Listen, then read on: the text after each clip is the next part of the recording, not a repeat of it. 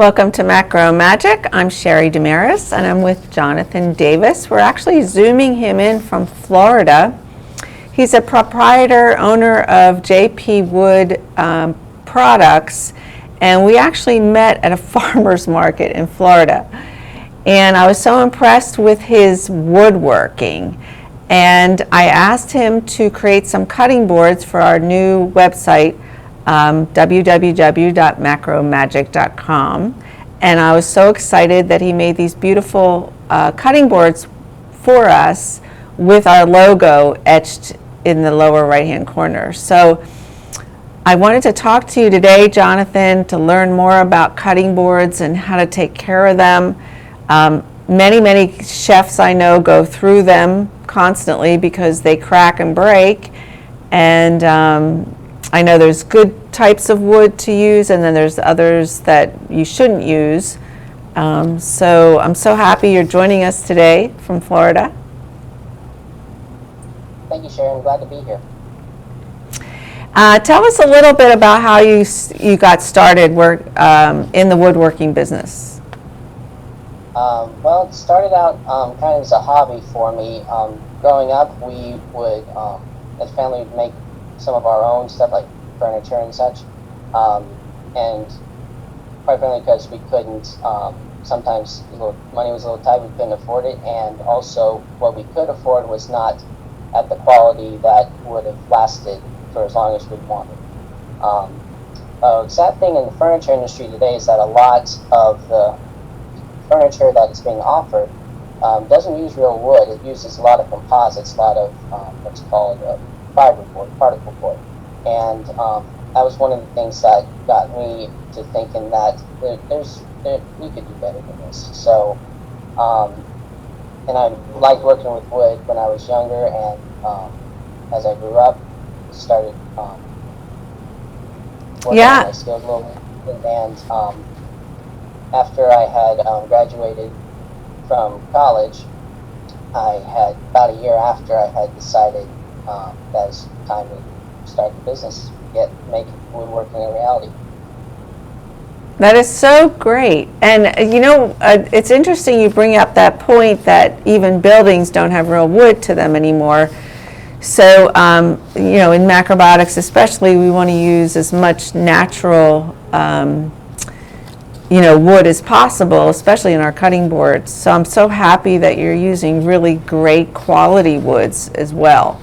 Because I know you and I talked, or I had emailed you a little bit of questions about bamboo. I know bamboo cutting boards are becoming more popular, but I've heard that they dull your knife very easily. Yeah, that is one of the things, and that is dependent also on the knife itself. But in terms of bamboo, it is a fairly inexpensive material in the Asian region, where a lot of these bamboo cutting boards are coming from, and readily available there. So it's very inexpensive, and it is, when you make it into a cutting board, it is a very hard material. So it serves the purpose for cutting boards. It's from one of the charts I was looking at wood hardnesses, showing that bamboo is almost as hard as maple wood, which is one of the woods I use for the cutting boards. Now, a little bit on the for cutting boards, the hardness of the wood is a major factor in how well it holds up, which is a plus for the bamboo. But the harder the wood, on the flip side, the more likely it is to dull a knife, especially if the knife is made of a softer material. So what's exciting though is when you explained or sent us all the photos for our website, you're making using these beautiful woods, and the exciting thing to me is not only have I heard that using bamboo dulls your knife, but also with the boards, if they're glued together in a certain way, they start to separate really easily. I've gone through a lot of cutting boards by soaking them or washing them down with water and then not oiling them properly, and they'll split at the seams. And I noticed lately, spending a lot of money on cutting boards like through Amazon and various kitchen stores, that they're not made with good quality wood anymore. Yeah, and that is a very sad thing as well. And not just the wood. In terms of what you mentioned, the gluing of it, one thing, the glue that you use is a factor as well. The glue that I use is rated for, actually for outdoor use, and is FDA approved for direct food contact. So it is the glue that I use is a key point as well. It's what helps hold everything together and keeps the cutting board working for a longer time. And also, though, because gluing is, though, overall still a weak point in the cutting board, I prefer to use as few pieces as possible on each cutting board. Like for the cutting boards that I'm offering right now, the top piece is basically, it's only 2 pieces that are glued together, as opposed to multiples, like several little pieces. And that, using fewer pieces on the top, definitely helps the board last for a longer time. I love that. I absolutely love that. I had little checkerboard cutting boards where they were like tiny little pieces glued together, and they would start to fall apart and crack and warp, and literally went through a lot of money spending them on various boards that would loosen up where the glue was. So I'm really happy to know that you're using larger pieces of good quality wood. And the other thing you and I talked about is putting some legs on the bottom of the cutting board, because oftentimes you'll be teaching, have your cutting board on your countertop and water will seep under the board, and it's hard to always stand them on edge to dry them out. And this way they don't get wet on the bottom and start to break from the bottom up. Right, absolutely, yeah. So at your request, I did add feet to these cutting boards, which does keep it off the countertop, prevents it from getting waterlogged on the bottom side, and does make it easier to make it more stable, and does make it easier to pick up if you need to move it. And also, too, one point on the waterlogging of it: as long as you keep the board oiled, you maintain it properly, it does, it will last for a much longer time as opposed to not doing. Now, you mentioned on our website that you use just a mineral oil. Is it okay? Sometimes students ask me to just use olive oil or walnut oil, especially I've heard recommended it. What's the limit with that? Well, the thing to keep in mind is that 2 things. One, it needs to be an oil that is food safe, and it needs to be an oil that does not go rancid. If it goes rancid, then it becomes a problem. What is it? For one, it doesn't taste as good. The olive oil, for example, if it goes, it will go rancid eventually, and when it does, if you taste it, it starts to taste a little bitter.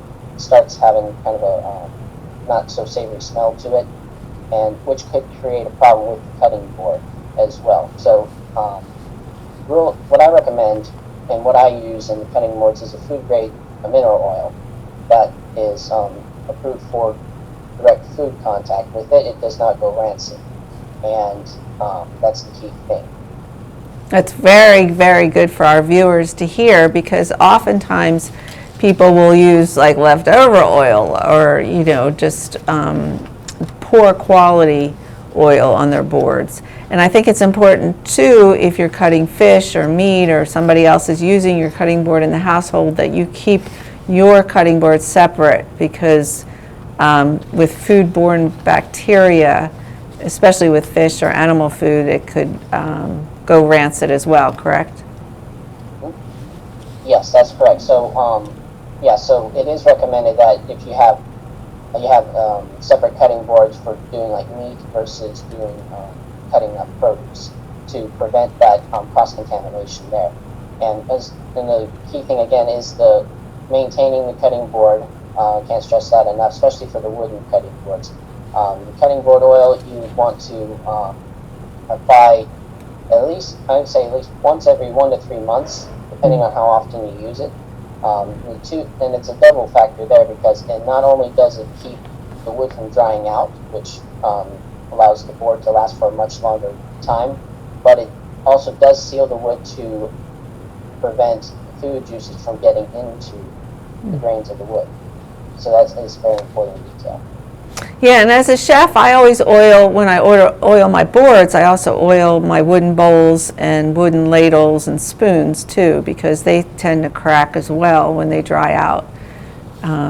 So I do them all at the same time. What are the different kinds of wood, especially that you're using for our cutting boards on the Macro Magic website? And which woods do you highly recommend? Well, the 3 main ones that I have right now with the Macro Magic logo are in cherry wood, maple, and in walnut. Most popular of the 3 is the walnut, mainly because of the grain pattern. It's a very beautiful wood. It's a nice, rich, dark color. And the grain pattern is just, as reminds me, I've had more orders and custom orders, especially for walnut cutting boards, as I have over any of the others. In terms of which one is the best, it would highly depend on, in terms of going back to the knife issue, the quality of the knife also depends on how long you want to keep the cutting board. The harder the cutting board, the longer it will last. It's harder the wood, less susceptible to grooves being cut into it by the knife. Of the 3, the maple is the hardest, so it is a good one, but all 3 are classified as hardwoods.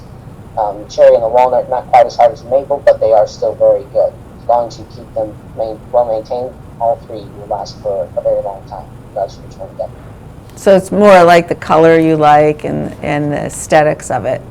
We're going to take a commercial break, and when we come back, we want to learn more about the cutting boards that you're now selling on the Macro Magic website, but also all the other beautiful wood pieces that you have created.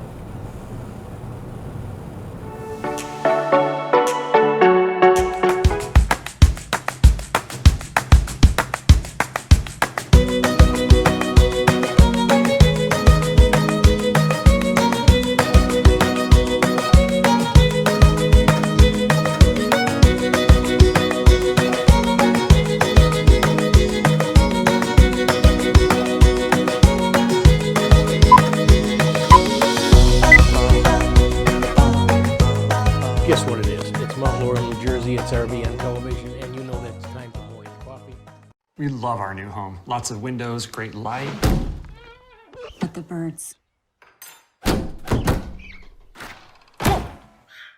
They're back. Yes, I hear them. Uh-oh. Why are these birds so angry? At least Geico makes bundling our home and car insurance easy. We save a lot. I'm going. Ah! Hurry! I know. For bundling made easy, go to geico.com.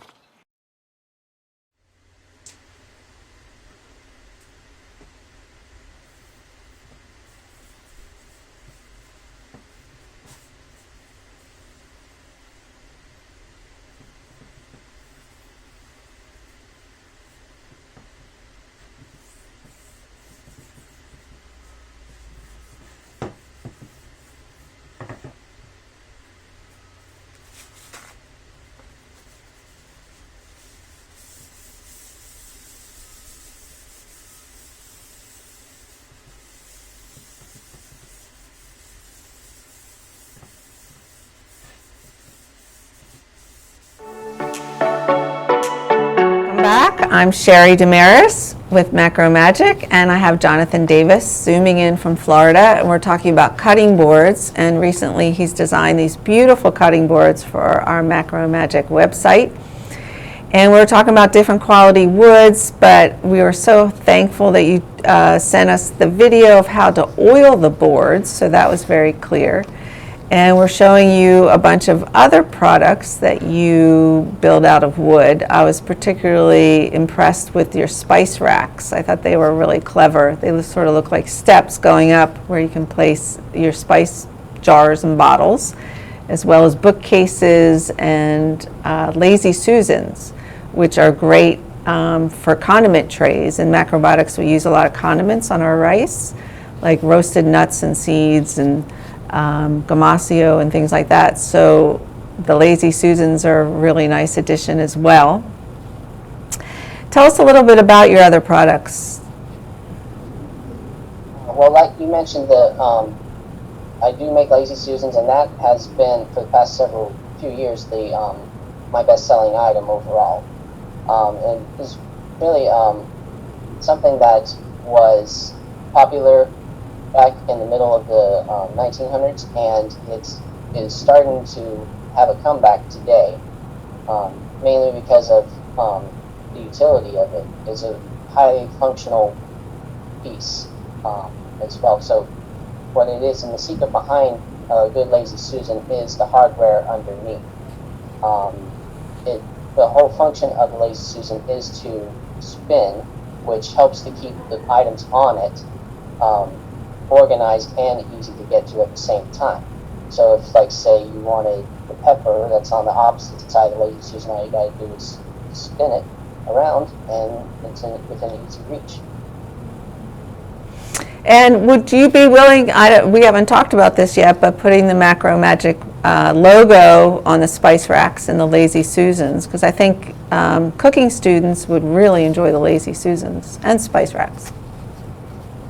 Yeah, absolutely. I'm definitely looking forward to talking to you more about that, because I mean, with the way that I can add the logo to the cutting boards, it can be added to pretty much anything with relative ease.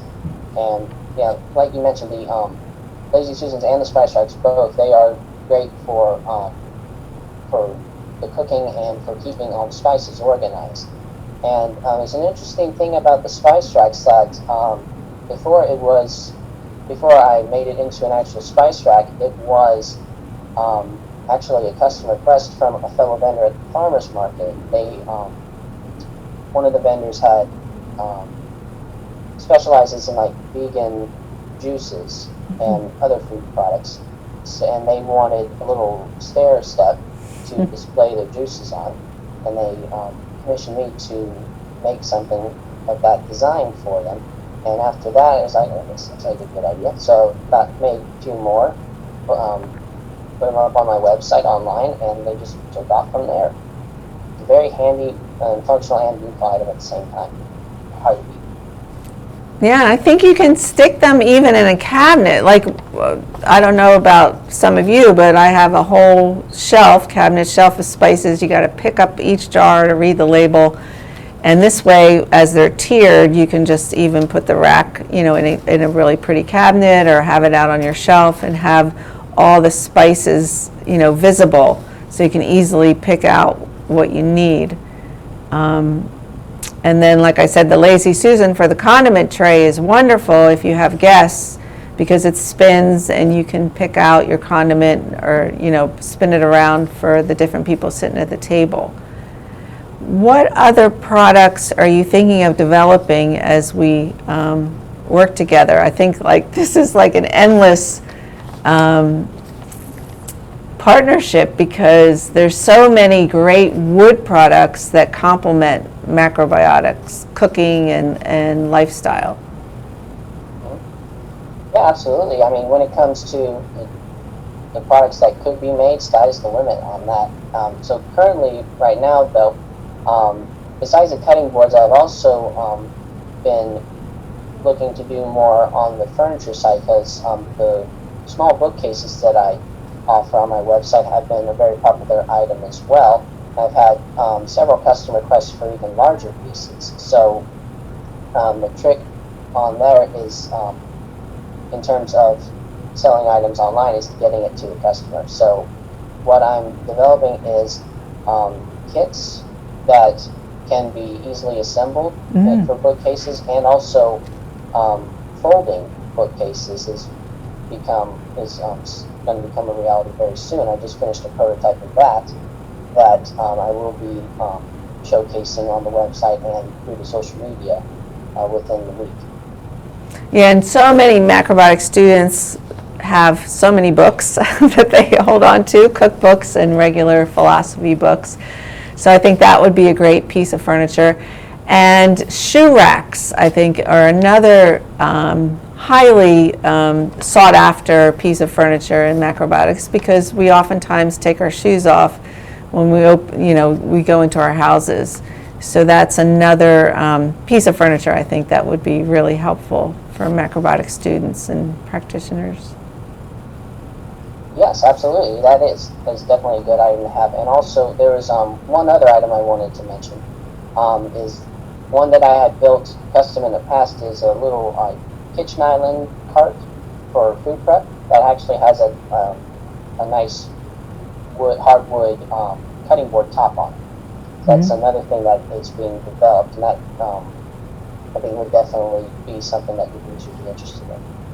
Yeah, it's so wonderful that you're keeping your integrity with using good quality wood and good quality glue, and that these are so well made, because I think what you said, as the industry gets larger and larger and people are out to make, an easy sale, that the quality is going down, and the cutting boards are getting more toxic with the chemical glue, and they're also breaking more easily because it's not all the good quality wood.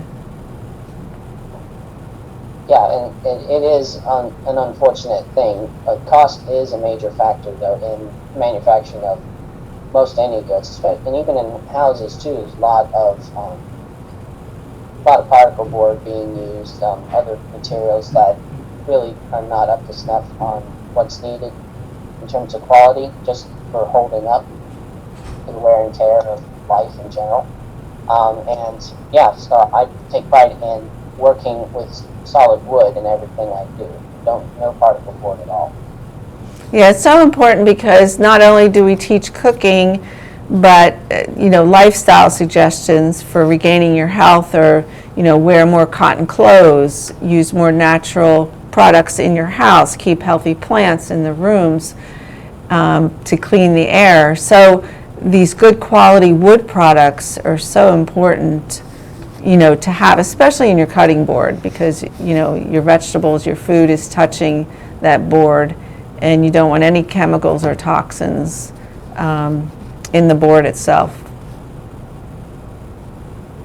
Right, I couldn't agree more on that, especially and with the this nice solid wood cutting boards as well.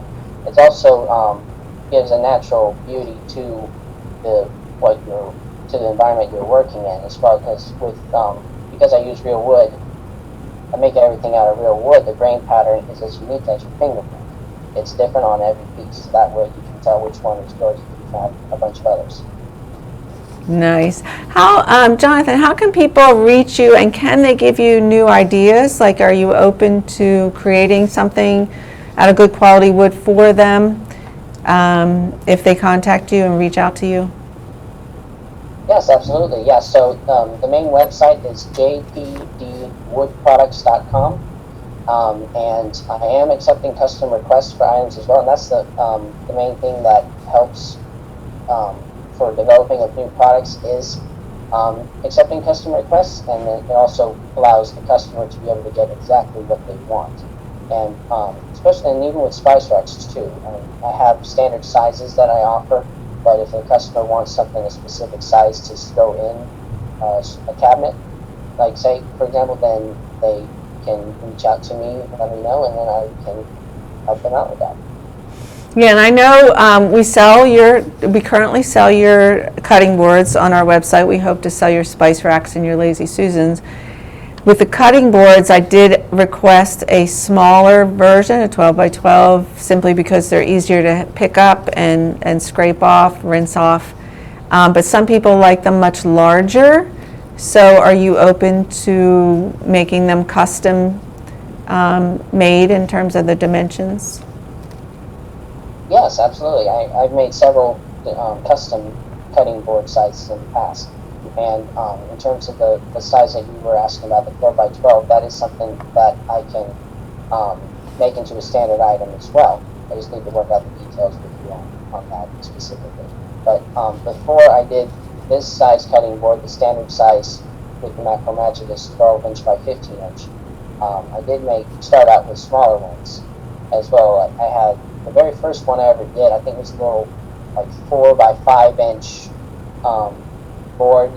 I advertised it as a little spice board, and those sold pretty good. And then as time went on, people kept asking me for larger and larger boards. And then it went from the little spice board, it went up to 12 by 7.5. Then I had customers asking for double that size, so 15 by 12 became the new standard. And I've had huge customers ask for huge cutting boards as well, like 2 foot long, 3 foot long, etc. So sky's the limit on that. In terms of working with real wood, it definitely makes it easy to customize the. Awesome. Thank you, Jonathan, for coming on the show. We've got to wrap up.